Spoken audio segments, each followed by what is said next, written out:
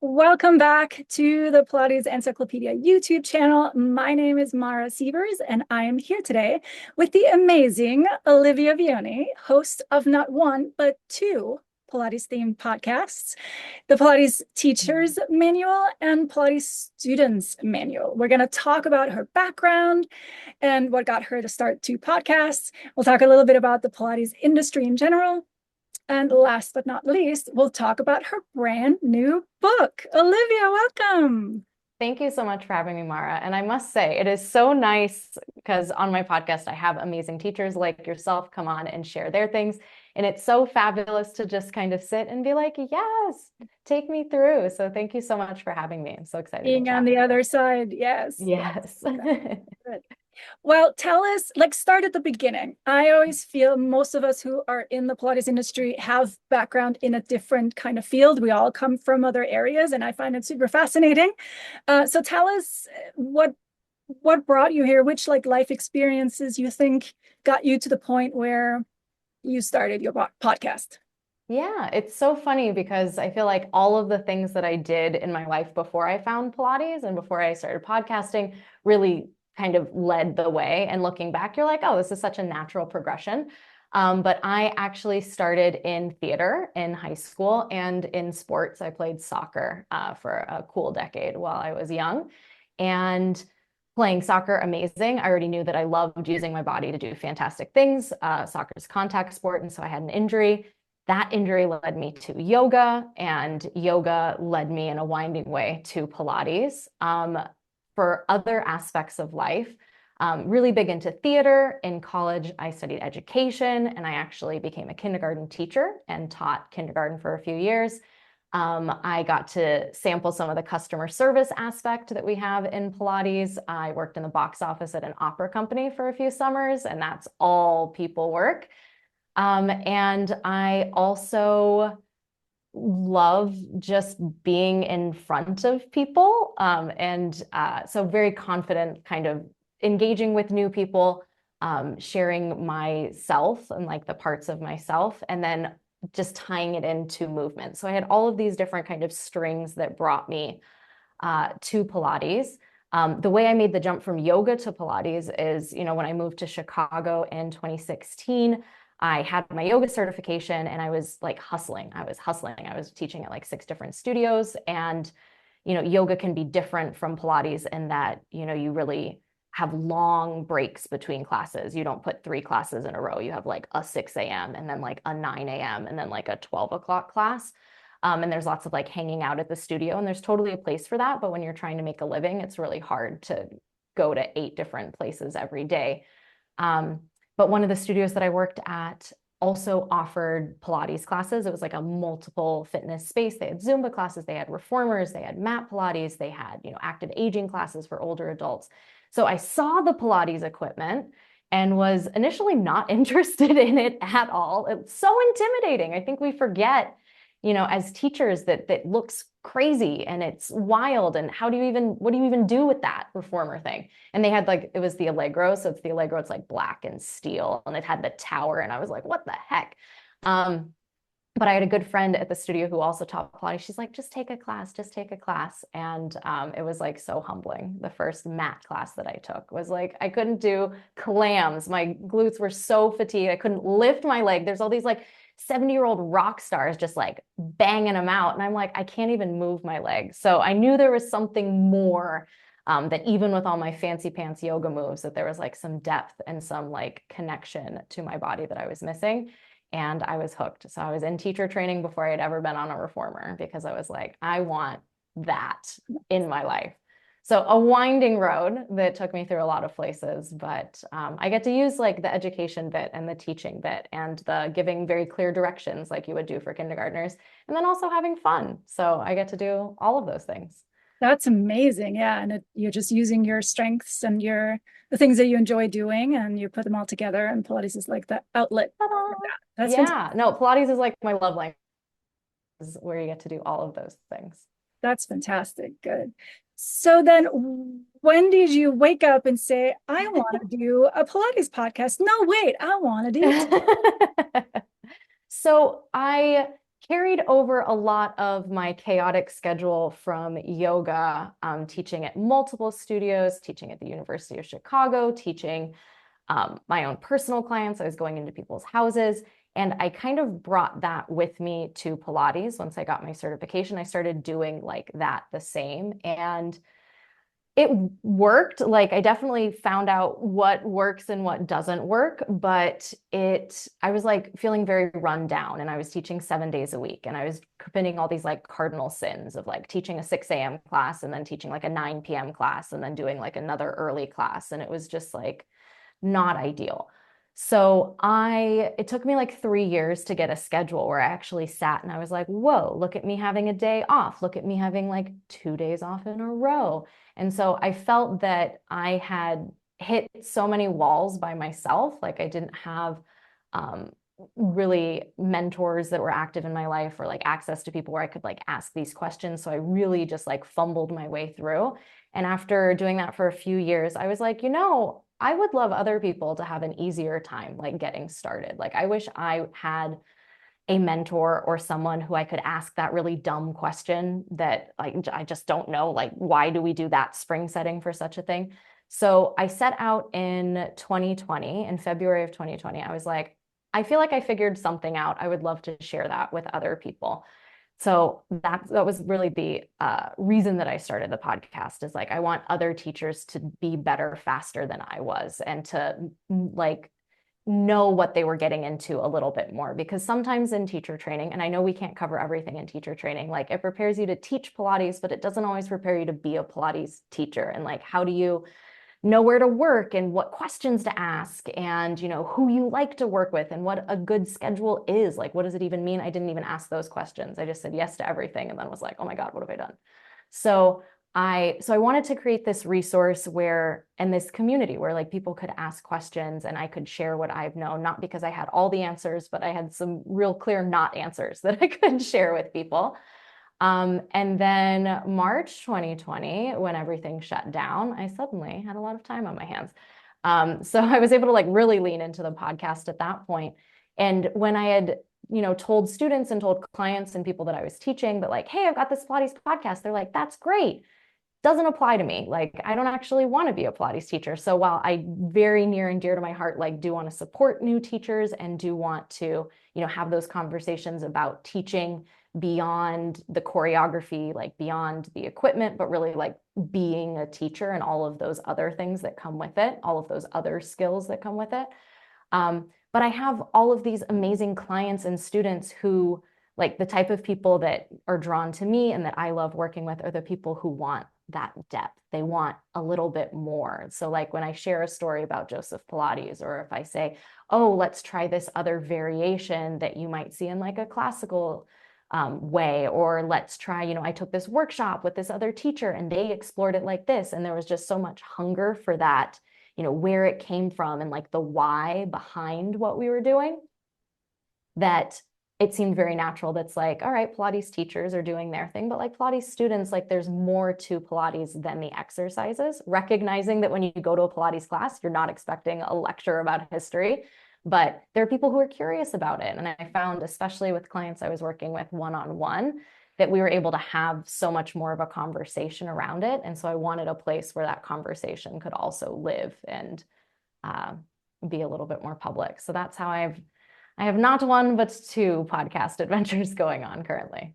That's wonderful. I mean, good for you for putting in that work, and thank you from everyone in the Pilates industry for just enriching our lives a little bit. And I really have to applaud you for especially the Pilates students, supporting Pilates students, because I think a lot of them decide to sign up for a teacher training program just because they want to get better at Pilates, but they know they don't want to teach, but there is no place for them to deepen their knowledge and understanding, so I think that's wonderful. And I think also a lot of Pilates teachers feel like, I wish my student knew that, right? It's all about mindset. So if we can send people 2 episodes of your podcast, then we don't have to talk so much in our classes. We can focus on teaching them the exercises and remind them of the concept that they've listened to in your podcast. So I think it is really helpful for all of us. Oh my gosh, I love it. I also send people your way because Pilates Encyclopedia is a fantastic resource. And I just to toot your horn, I know you toot your own horn, but I'll toot yours. That, having an encyclopedia, just having resources in general to send people to so that they can learn different ways. And I'm very much not about a better than, less than kind of mentality, but just like what a beautiful tapestry and so many ways to explore things. And some things will make more sense to more people or will be a better fit for more people. Some people would prefer to do it this other way. And, like there's something for everyone. So for those people who are very into like the physical aspect and I want to be the strongest and like most mobile and flexible and just like do cool, amazing stuff with my body, like, yes, we've got you. But for people who want to like talk about Joe and like, where did this come? How did Pilates like get to be where it is now? Like that there's also a place for that. Because that's another thing that I have a lot of people who reach out to me who are like, well, I really want to do teacher training, but because I want to learn more about Pilates. And, there's a point where you have to say like, well, teacher training will teach you a lot about Pilates, but it's also training you to teach. So if like teaching isn't the goal, like it's a lot of effort to develop a skill that you're not really interested in It's a exploring. ton of hours that you have to So put in, much work. so much work. And teaching is a different skill than doing. So I actually often feel that a lot of Pilates people who begin a Pilates teacher training don't know Pilates yet. So they're Right. learning Pilates, the exercises at the same time that they're learning to teach them. And that is too much at once. And then no It's a wonder lot. they're overwhelmed and like freaking out. Yeah, no, it is a lot. Even if you did have that knowledge going in, it's still a lot and people get overwhelmed. So it is a big ask for people. So I love things like that's why I started Pilates Students Manual. There's also awesome people like Maria Earle does like a book club for movers, and she's an amazing teacher. And just like more ways to connect and about like the bigger picture of things and kind of the theory of things. And, one of the things I love about teaching one-on-one sessions is that like, okay, we want to like get into bridge. Like, let's talk about bridge. Let's talk about what the springs are doing. Let's talk about what our shoulders are doing. And like, when you work with someone one-on-one, you have the flexibility to be like, all right, we're going to spend 30 minutes on this. But if you're teaching a group fitness class, you've got to do more than just bridge. So having the freedom to do that. And my podcast was that way to like start that conversation. Or I also use it as a resource that, people who love Pilates already, but their friend doesn't quite get it. It's like, okay, well, if you send them here, and then they can kind of see like why everyone's so obsessed with Pilates right now.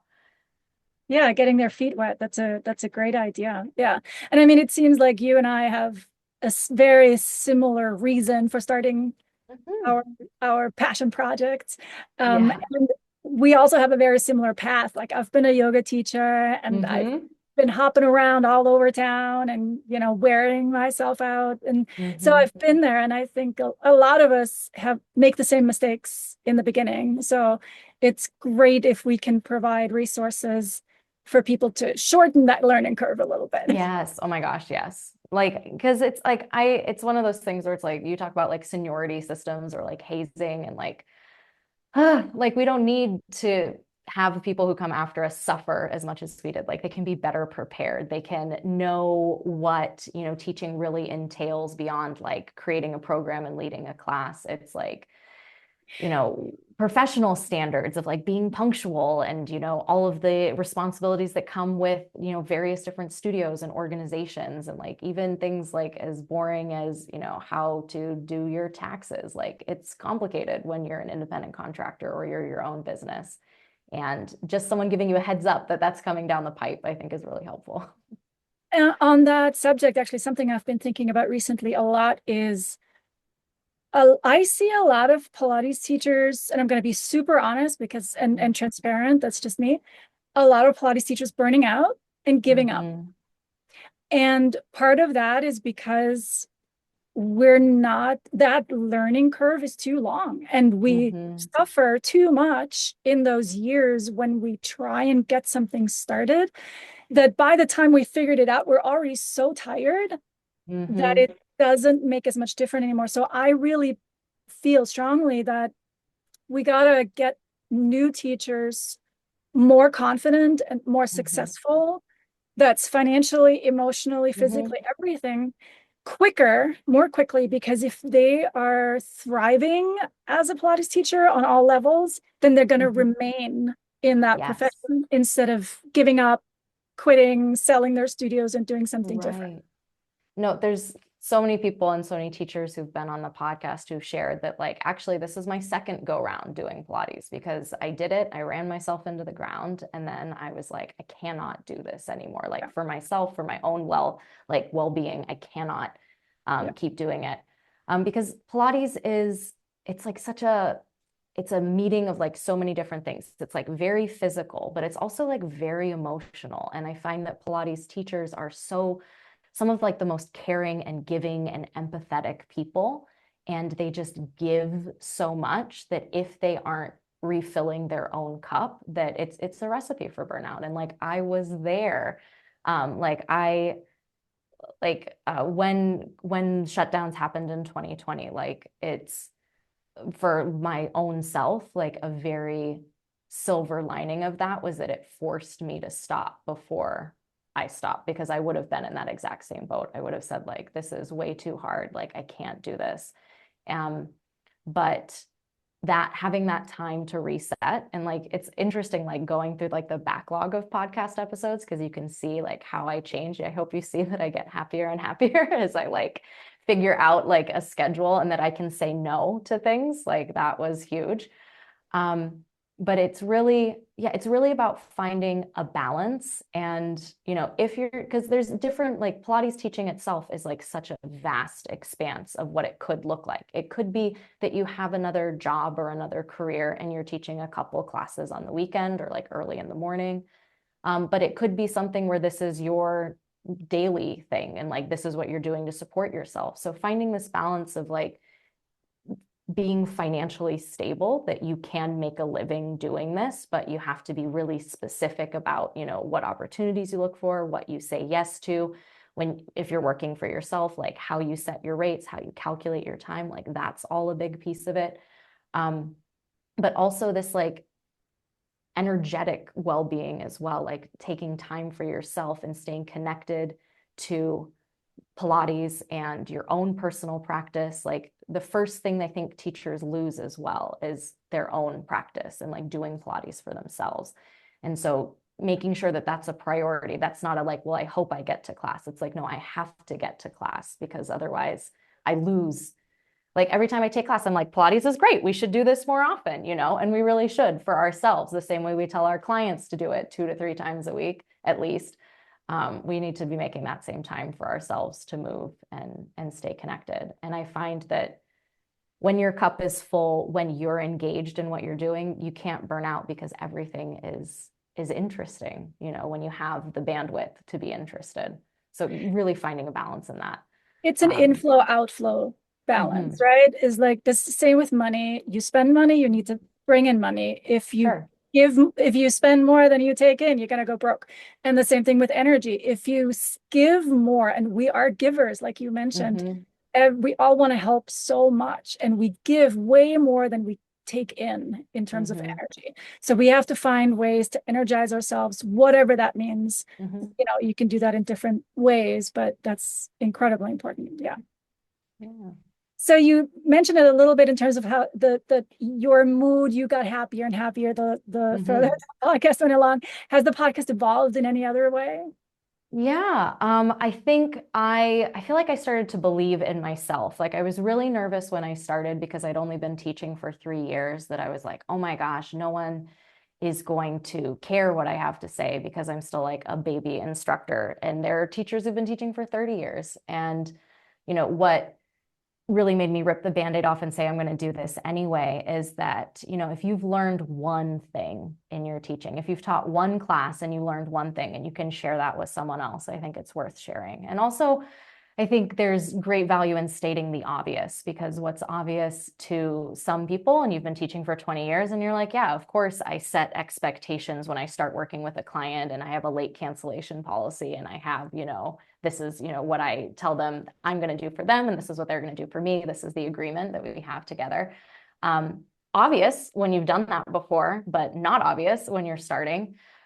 So definitely when I started, I was like really nervous and like really shy and just like really hopeful that this would find an audience and would connect with people. As time has passed, as I've, talked with more people, both on the podcast or just talked with more teachers, as my Pilates network has grown, my confidence that like, not only am I telling people this, but like this actually also works. Like I can actually say that it feels better to know that I have like blacked out times on my schedule, because this is when I take class, and that this is a non-negotiable. I don't schedule people at this time.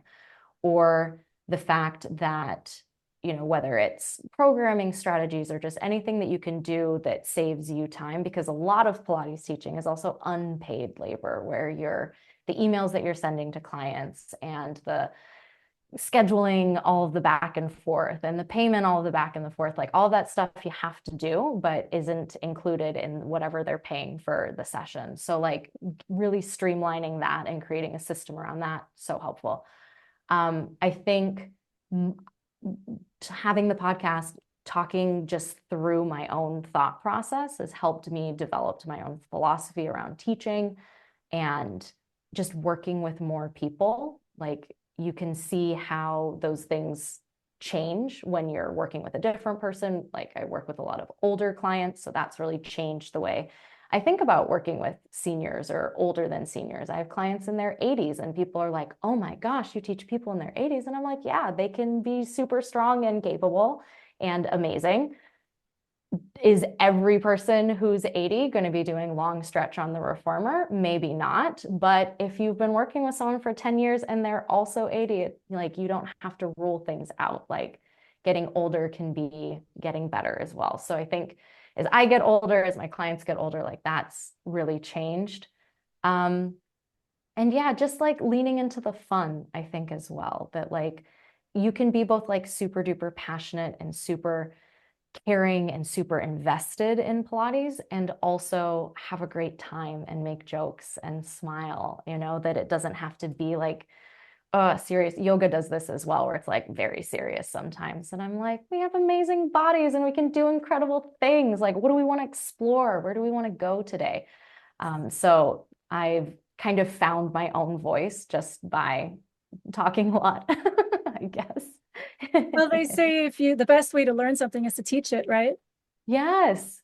So I think, yeah, a lot of self-discovery on the podcast. And as I've, talked with listeners and things, I think it's also been helpful to others. So that like is even more motivating. It's just like a very positive feedback loop and a really amazing Something that I experience. tell new teachers all the time is, because they're so insecure and like, I don't know anything, I'm brand new.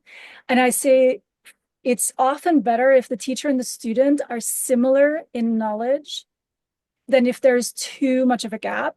Because for somebody who's been teaching for a long time, for so many things, you mentioned it earlier, so many things are so normal for me that I forget, oh, that's not normal for somebody who's never done this before. And I'm trying really hard, but it's so normal that I just can't even imagine it, Yeah.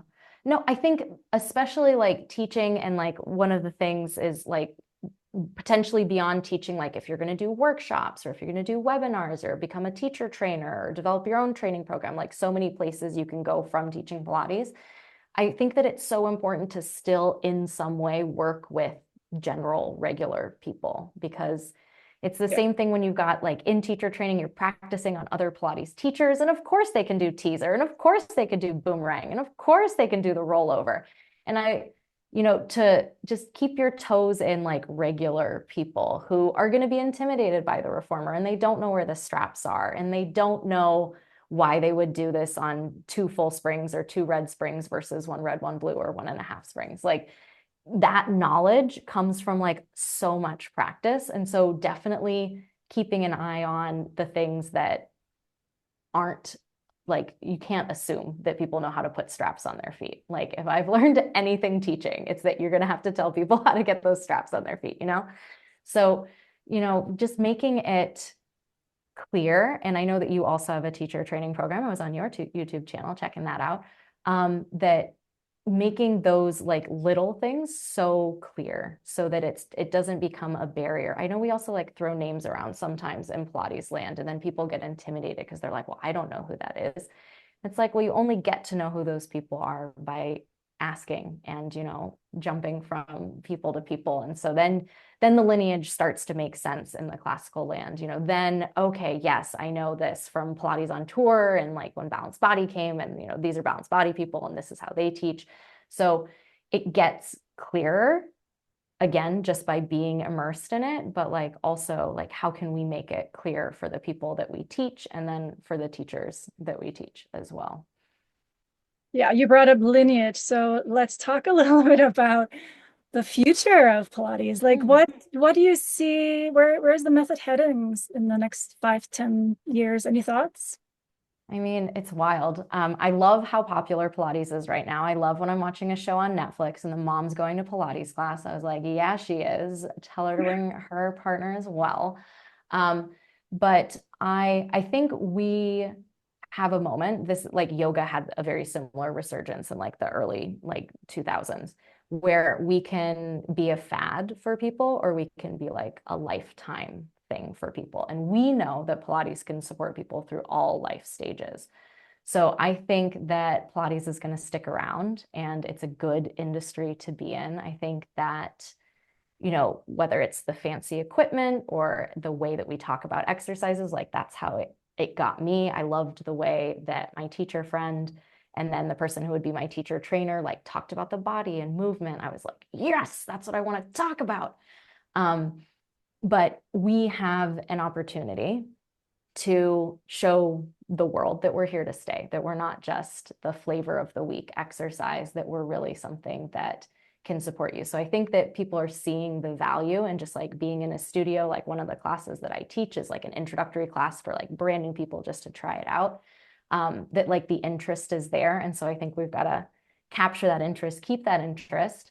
As far as like the method itself, I think every teacher who becomes a Pilates teacher who shares their life experience, whether they came from yoga or they came from dance or they came from an injury, that they have an opportunity to contribute to the method. I think that more voices helps make the method more accessible, even from first generation teachers who introduced pre-Pilates exercises, because maybe we don't want to start with the 100. Like maybe that's a lot. So I think, I love all of the new voices, all of the new interpretations of things that are coming. And I also, because I think there's space for it. I think there's space for, the classical method and like the style of yoga that I practice was Ashtanga. So I am very, very aware of the benefits of discipline and specificity and doing it like this and doing it repeatedly like this, because that's how you get better at doing that. Like that's how I learned to do headstands, So I think that there's so much value. And for people who that style resonates with them, amazing. There are so many fantastic teachers that you can connect with. And for people who, whether that's not the style, not the vibe, there's also like so many ways to connect with the work, like just the internet, the fact that I'm talking to you right now on Zoom, the fact that I'm taking classes with a teacher in Australia, but we're doing it on British time. So it's 6 p.m. in the UK, but it's noon for me in Chicago. Like so many ways to connect with the work, connect with other teachers, and as a teacher to connect with students and connect with clients. So I think this is like an amazing time to be a Pilates teacher. I'm like nothing but optimistic about the positive impact that we're having in people's lives, the cascading positive impact that we don't even see about our clients who are just healthier and happier and able to do things that they love. I like makes me emotional because it's like such a great industry to be in and like so wonderful to have the power to shape people's lives in like in a better way, in a stronger way. So I mean, I'm here for it. I'm going to be talking to you in 10 years and being like, so how are we doing? Like, how amazing is this? How amazing are we? Yeah, That's all good things. fantastic. That's so lovely. Thank you so much for sharing that. I love the positive vibes. Yeah. Um, so that brings us to your new book. So, guys, in part 2 of this interview, we'll talk with Olivia about her brand new book, Pilates Teachers Manual, Your Guide to Becoming a Great Pilates Teacher. Click the link in the description below the video to hear part 2 of our conversation. Thank you so much for watching. If you enjoyed this, please give it a thumbs up. Subscribe if you haven't already. And if you'd like to see more cool information, head over to PilatesEncyclopedia.com. I'll see you next time.